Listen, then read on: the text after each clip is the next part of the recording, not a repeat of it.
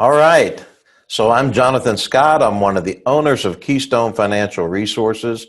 Welcome today to our webinar. This is the third webinar in our series. So if you haven't watched the other two, you can go back and catch up on those. They'll be posted on our website. We've got them on Facebook. These are some locations where you can find them at, but glad to have you folks joining today. And, today's topic, I'm going to get into that in just a moment. But we're going to talk a lot about where you are right now, just discovering where you're at financially right now and doing some homework there. And it's really along the premise of, it would be an impossibility to put together a good plan for the future without really having a good grasp on where you are today. Now, before I get into that, I want to just answer a question. In each of these segments, Glenn and I want to be very clear with everybody. And one of the big elephants in the room is, why are two guys making it very purposeful to speak to ladies about their retirement needs specifically? And the reason, again, if you'll watch those previous videos, you'll see that a lot of it has to do with Glenn and I's background and the fact that his grandmother had a huge influence on his life. My mother really had a very profound influence on my life. She still even works with us today here at Keystone Financial, so very close relationship there. But just organically as well over time, Glenn and I have really had the privilege of working with this large base of single, maybe divorcees, maybe widowed women. And that group has just continued to grow and grow through women's golf groups and nursing groups and teachers and widows speaking to other widows. And so naturally that group has grown really, really large. But over time, we would just note again and again, they would come in and say, I wished I had known these things earlier, even before I met you. And it really would have been impactful in my life to where I am today. And so we're trying to make a conscious mission of being very purposeful about getting words out there earlier on to ladies and really helping them with their unique situations that, frankly, the men don't struggle with exactly the same situation. So we use that statistic over and over again. And think about this, 80% of women die single, but 80% of men die married. So for these women that are living longer than men, they take on a totally different set of issues than the guys do. So anyway, we'll jump in here today. Glad to have you again. And I'm going to take a moment to put up a slide, kind of tell you what we're going to talk about today. And we'll scroll through that periodically together. Hope you guys enjoy it. All right. So today we're going to concentrate a little bit on how to do the homework and how to figure out where you are currently in your current financial situation. We're going to look at getting everything organized for easy reference. And that's going to be pivotal for a lot of you ladies to have things organized in a manner where you can find them again and again easily in the future and to keep them that way ongoing. And then really how to see, hear, and smell your dreams so that you can achieve them. We believe if you can't see them, hear them, and smell them, then there's not a very good chance of them coming true. So we really want to help everyone develop that type of dream and that type of cognitive awareness. That's a big word for this morning, but we really want you to be really aware of what that dream is.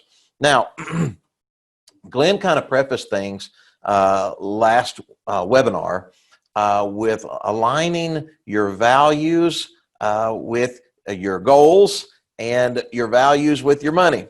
And so we were asking the question of what's the most important thing to you about your money? Now, the reality is if your values are driving what your financial future is directed at, then you're going to have a much more fruitful journey along the way. So if your values are guiding you to how you're investing this money, this is going to make your dreams much more attainable, and it's going to make your life a lot richer. And so looking back at that, Glenn told a story just very practically last time about a lady named Jessica. And in the story, in David Bach's book, he probed a little bit and he says, Jessica, what's most important to you about money? And Jessica said, well, I think it's security. And he said, yeah, but security means different things to different people. What does security really mean to you? And took her down a path. And she said, security really meant to her freedom and being able to do what she wanted to do. And he says, if you wanted to do what you wanted to do, what would that look like? And she said, well, I have more time. I would have more time to spend with my family. I would have more time to spend doing some charity events and things like that. And he kept probing along the lines of, why would you want to do more charity events? What do you achieve out of that inside?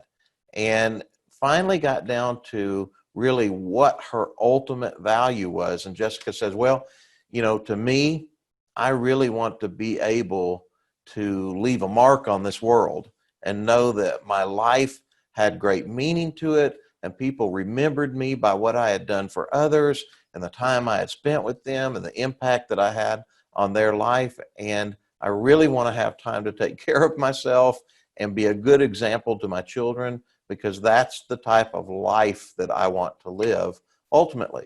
So we finally got to the end of what Jessica's real values were. And then we could back up and gear everything in her plan towards those values. So how important is that? Terrifically important, right? So today, once we know the why, then we can effectively plan for the how. So that's where we're going to begin right now, is planning for that how and doing this homework for your financial inventory. Now, I've got a wonderful worksheet that helps a lot of people with this. Happy to provide that to each of you ladies. All you'll need to do is write down our phone number real quick, 615-661-9554. And if you'd like a copy of that simple worksheet, anybody on our staff would be happy to send it out to you. They'll email it to you, however you feel most confident in wanting to receive that. We can get that out to you, okay? So I'll tell you that this idea of getting organized is one that we want to talk to you about out of necessity. We see a lot of ladies come in. I don't want anybody to feel judged or feel like, hey, I'm the only lady out there suffering from this problem of disorganization. But the fact of the matter is, you're in the majority if you don't have it all put together right now. And had a call just about 2 weeks ago with a physician. And think how logical this is. This physician, she's been working a long time, and she's moved to multiple different hospitals. So I began asking her, okay, do we have plans and copies from statements from these older 401k plans or 403b plans that you've been a part of? And she says, yes, I do have the statements. I'll have to gather them up. But she said, they're from the different hospitals, and frankly, most of them are still at the old hospitals that I was at. I did a great job in having the monies deducted from my check. The hospitals were doing matching during those times. But when I moved, I didn't necessarily roll them to the next place or start an IRA. I just kind of left them in the position they were in, and I would continue making allocations over time. What happened is she's gotten really busy over the last few years doing what she's doing for her living and her fulfillment right now. And frankly, paying attention to these old qualified plans wasn't very fulfilling to her. And I get that totally. And so what we ended up finding out is that a lot of these plans have been sitting for years and not much has gone on in them. And they're sitting still in the same position they were in years ago. And so I told her, I said, you can spend a lot of time working on getting that all together, or we as a team can help you. It's a part of what we do. And she really liked that idea. She liked having some help in putting that together. Today, I'm going to talk to you about ways you can do it on your own. Know this, that we're here to help as well. It's part of what we do. I have a whole team that can help in just acquiring the accounts for you. But on your own, one of the things that I really want to touch on with you today is getting these things organized. And I'm going to show you a way to gather these old statements up. So let me flip the screen here for just a moment. And I want to help you guys, you ladies, in putting together a filing system. And you'll say, well, you know what? I can do this on my computer easier than I can do it manually. And the answer is yes, you absolutely can. And then it's on your computer and in the cloud. But I will tell you this, for a lot of people, the ability to be able to touch it is worth a lot. And so when they're having to go into their computer to find it, and if anybody else had to find it that way, oftentimes it can create some complications. So just trust me a little bit here that having a manual backup system is not a bad thing for most people. And it goes right along with being able to see and smell and touch. And that is something that is still very important to each of us in our five senses. So if you would, look at the bullet points that I've put on this slide. I want you to get out and get you a little pack of inexpensive hanging files. If you don't have a desk drawer that'll handle hanging files, you can buy something over at Office Max that's very small. You can slide it underneath a desk or slide it over into a corner that will hold 12 hanging files, okay? And I want you to label them: tax returns, retirement accounts, Social Security, investment accounts, saving and checking accounts, household accounts, credit cards, other liabilities, insurance, family will and trust, children accounts, and then this Finish Rich inventory planner that I prefaced this piece about, that you can call and get a copy from us. Now, these folders are going to come in real handy. And if some of the folders are blank for the time being, no problem. It's not that you have to have 12 folders. It's that you have a place for these statements to be going. If you don't have this, they end up in a big bag, a shopping bag somewhere, or a box underneath a piece of furniture. And that's what we see coming into the office a lot of times. And if you had it organized even just into categorizing into these 12 categories, it would be so much smoother. But if you would, take a little time out, take this moment to do this, and then gather them into those files. You're going to be that much further ahead to being able to state where you are financially right now. So I'm going to jump to the next slide. And when we are talking about putting our goals and dreams together, okay, we're going to really begin talking about how to create what these dreams are, and then how to overcome the obstacles that we might face in achieving these dreams.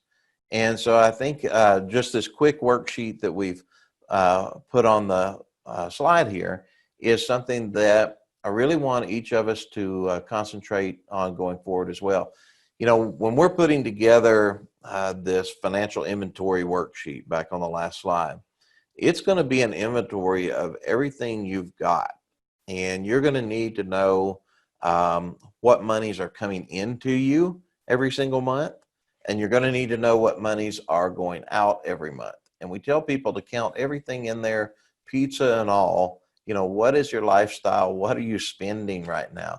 It's so important to know net what comes in per month and the total of what goes out per month. And that is your lifestyle.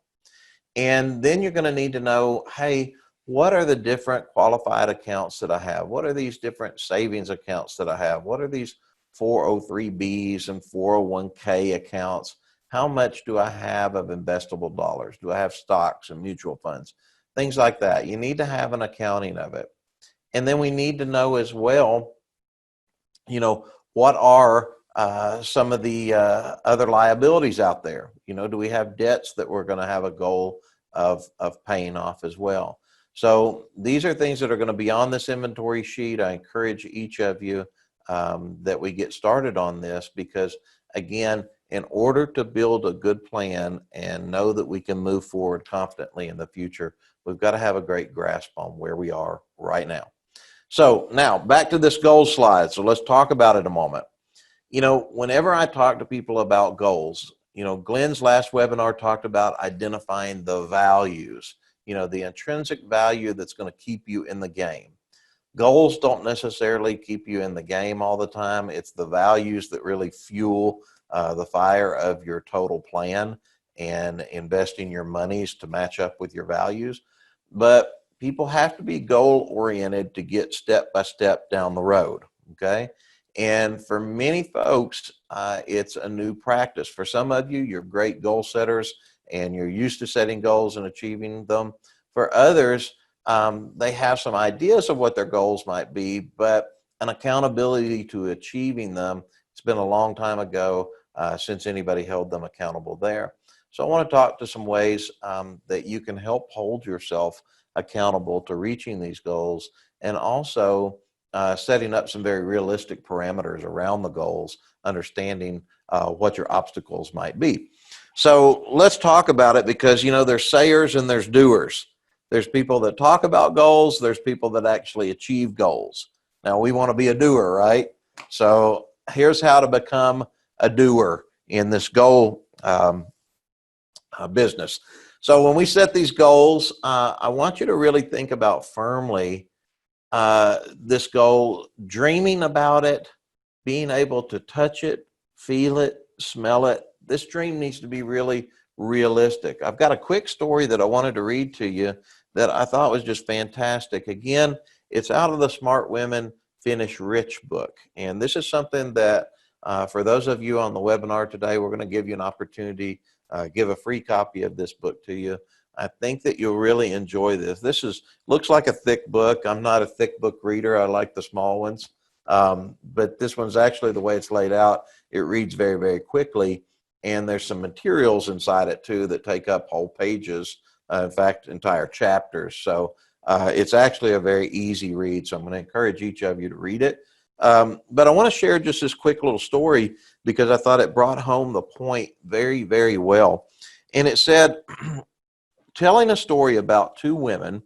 One of them is named Jill. The other one is named Jane. And Jill and Jane both want to have a successful financial future, and they both believe in keeping a written list of their financial goals. So both of them believe in goal setting. But as it happened, they have at least one goal in common. Both Jill and Jane want to own a vacation home in the future. But while Jill writes down her goal is buy a vacation home, Jane gets much more specific. Jane writes down, I'm going to own a vacation home by the time I celebrate my 45th birthday. She writes, I want it to be a 3-bedroom home with 2 bathrooms, and I want it to be located on the west side of Lake Tahoe. So west side of Lake Tahoe. The mortgage will range between $400,000 and $500,000. I want to take out a 30-year mortgage, but I want to make extra payments and pay it off in 15 to 18 years. I'm going to save about $80,000 over the next 36 months to be sure that I have an appropriate down payment for my Lake Tahoe home. So let me ask everybody the question, and the question that he asks in the book: which one of these ladies, Jill or Jane, do you think has a much better chance of reaching her goals? Jane, right? She was the second lady that put all those details behind it. So part of reaching the goal is having very vividly some time constraints around the goal, how you want to reach the goal, and very specific things laid out and put in writing. So for those of you that have never put goals in writing before, that may be one of the most important steps to begin with, is actually writing down what the goal is and specific parameters around those goals. They talked about Jim Carrey. Everybody remember Jim Carrey from the movie Liar, Liar, I think. And gosh, he did so many funny movies. But Jim Carrey, really popular comedian out there. But one of the neat stories they tell about Jim Carrey is even before he became popular on the show In Living Color, he was in Hollywood and he was a Canadian. His goal was to become one of the best paid comedians in the business. And he said, I'm going to write down some goals. And so before anybody really knew who he was, they said he wrote himself a check for $10 million and signed it. And in the memo line, it said for acting services rendered. And he did that sitting up in the hills in Hollywood, looking out over that area there. If you've ever been in the hills of Hollywood, it's beautiful. But he wrote this on this check, and he said he kept that check every day up on his mirror, and he made that happen. Over the years, he finally got to where they were paying him $20 million per movie. And so just a really quick story, very compelling about the power of being able to write these goals down. Now, another thing that is really important with these goals is that we share them with somebody that we can trust. And so it's neat to have a goal and to write it down and keep track of it, but there's some accountability in actually sharing it and verbalizing it with someone else. So, with Jane, it doesn't talk about this in the story, but let's say that Jane talks to another person about it and says, you know what, I've really got this goal firmly in my mind. By my 45th birthday, I want that vacation home. And I've laid out some parameters and how I'm going to get it. And I can almost see it there on the west side. In fact, when I go over to Lake Tahoe now, I'm usually visiting this west side of Lake Tahoe, and I'm looking around at different properties now. I know I want a 3-bedroom. So talk that in detail to somebody over lunch or whatever, just a part of the conversation. But it's really neat the power it has inside of you to get that out and verbalize it to somebody else. Even if they never remember it again, if they never mention it to you again, there's some accountability out there, and there's a power to having that accountability. Now, if you're speaking to us, we're delighted to be that accountability person. That's part of what we do as well. But it's real power in having this accountability. Now, on the sheet, I also want you to notice, it's talking about making specific, measurable, provable parameters around it. That's where she's talking about time frame and what that mortgage would be. And then it talks about what challenges you will face. And so in order to be very successful in this goal setting, you're really going to have to begin listing some of the challenges that you realistically think that you're going to encounter out there. And so I think that is such an important part to be realistic with the fact that job situations change from time to time. Things come up in life that create challenges in everybody's life. Nobody saw this COVID-19 coming. It's created a lot of challenges for a lot of us out there. And so, we're overcomers. We can look at challenges. We can create situations to get around the challenges. But let's be realistic in the first place.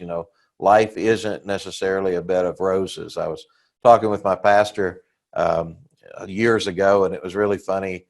He said, life is a situation where you're either in the middle of a challenge, coming out of a challenge, or going into another challenge.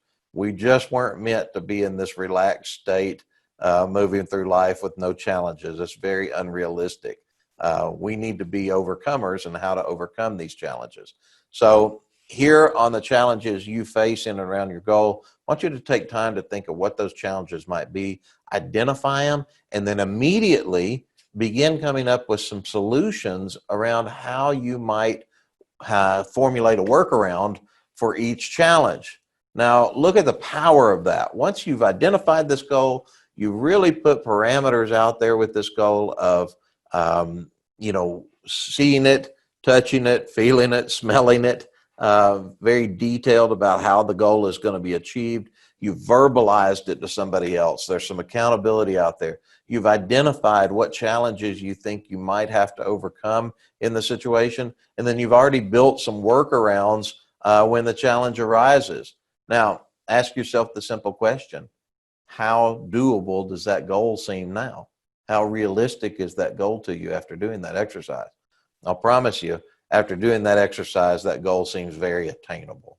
And so that's a real formula for success in building these goals. And I want each of you ladies to take me up on the challenge of getting out here and identifying some of these things and doing these steps around it. In fact, if I get the privilege of sitting down with any of you, it's going to be something that along the way, maybe not the first time we meet, but down the road, it'll be an exercise. Well, I want to say, hey, you know what? Let's go back to this again and let's look. Have we identified these things? Am I helping you achieve these things? Because that's a lot of what we do here. Now, very quickly, I want to bring things to a close for this segment. So from here forward, somebody from our team is going to reach out to you and give you a free copy of the Smart Women Finish Rich book. If you have any question, you can always reach us here, 615-661-9554, or you can simply go on our website, keystonefinancialresources.com, and you can reach out to us through the website. Regardless, we'll be able to get back in touch with you. For any of you that would like an opportunity to sit down with Glenn or myself and spend a few minutes just kind of finding out what your situation looks like, where you are right now, what your goals are, we'd be delighted to do that. Never any obligation there. Just because somebody comes through our doors, we don't assume that they're going to become a client. We couldn't possibly facilitate everybody in that fashion. So it's a time really to sit down and find out if that would be a good fit or not, but we don't make any assumptions. When you come in the door, we don't charge anything for that. Glenn or myself would set up a time. We would sit down with each of you, spend about 45 minutes, 50 minutes of time is really what it takes. And we would dive into asking you a little bit about what your goals are, look at your current situation, see if there were any blaring areas where we felt like we could be of service to you, and then talk about what that would look like if we did serve you in those areas. And regardless of if you ever decided to work with us again or not, you would leave there with great information. You would know that you had sat down with somebody that cared.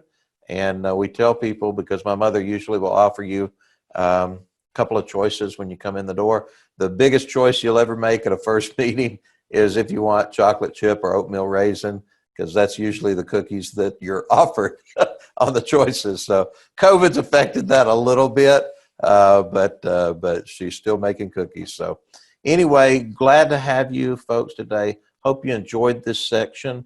Our next webinar is going to be next week. We'll be sending out information of what time that is. Would love to have you follow each of these pieces. We're going to be producing really good segments as we go through here. If you put all this together, you're going to be working towards just a phenomenal financial plan. And it is what we do, and it's in the steps and processes that we do together. And so it just naturally fits when you do call in. Wherever you're at in that process, we'll be able to pick up from there and just help you get from A to Z. So hope you have a great day today, and take care.